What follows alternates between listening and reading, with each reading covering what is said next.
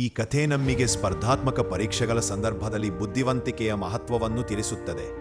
ಅರ್ಜುನ್ ಎಂಬ ಯುವಕನು ಪರೀಕ್ಷೆಗೆ ಬೇರೆಯವರಷ್ಟು ಗಂಭೀರವಾಗಿ ತಯಾರಾಗದೆ ಕಾಲವಿದೆ ಎಂಬ ಭಾವನೆ ಮಾಡಿಕೊಂಡು ಸಮಯವನ್ನು ವ್ಯರ್ಥ ಮಾಡುತ್ತಾನೆ. ಆದರೆ ಪರೀಕ್ಷೆಗೆ ಒಂದು ದಿನ ಬಾಕಿ ಇರುವಾಗ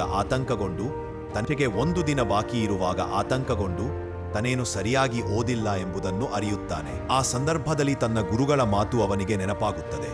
ಕೇವಲ ಕಣ್ತುಂಬಿ ಪಾಠ ಮಾಡುವುದರಿಂದ ಸಾಕಾಗುವುದಿಲ್ಲ, ವಿಷಯವನ್ನು ಅರ್ಥ ಮಾಡಿಕೊಳ್ಳುವುದು ಮುಖ್ಯ. ಆ ಸಲಹೆಯನ್ನು ಅನುಸರಿಸಿ ಅವನು ತಂತ್ರಬದ್ಧವಾಗಿ ಹತ್ತಿರದ ಸಮಯದಲ್ಲಿ ಮುಖ್ಯ ವಿಷಯಗಳನ್ನು ಮಾತ್ರ ಮರುಕಳಿಸಿ ಓದುತ್ತಾನೆ. ಫೋನ್ ಅಥವಾ ಸಾಮಾಜಿಕ ಮಾಧ್ಯಮದಿಂದ ದೂರವಿದ್ದು ಏಕಾಗ್ರತೆಯಿಂದ ತಯಾರಿ ಮಾಡಿಕೊಳ್ಳುತ್ತಾನೆ. ಪರೀಕ್ಷೆಯ ದಿನ ಬಂದಾಗ ಇತರರು ಪ್ರಶ್ನೆಗಳ ಕಠಿಣತೆಯಿಂದ ತಲ್ಲಣಗೊಂಡರೂ ಅರ್ಜುನ್ ಶಾಂತ ಮನಸ್ಥಿತಿಯಿಂದ ತರ್ಕವನ್ನು ಬಳಸಿಕೊಂಡು ಸಮಯವನ್ನು ಸರಿಯಾಗಿ ನಿರ್ವಹಿಸಿ ಉತ್ತಮವಾಗಿ ಬರೆಯುತ್ತಾನೆ. ಪರಿಣಾಮವಾಗಿ ಅವನು ಟಾಪ್ 1% ಸ್ಥಾನದಲ್ಲಿ ಸ್ಥಾನ ಪಡೆಯುತ್ತಾನೆ.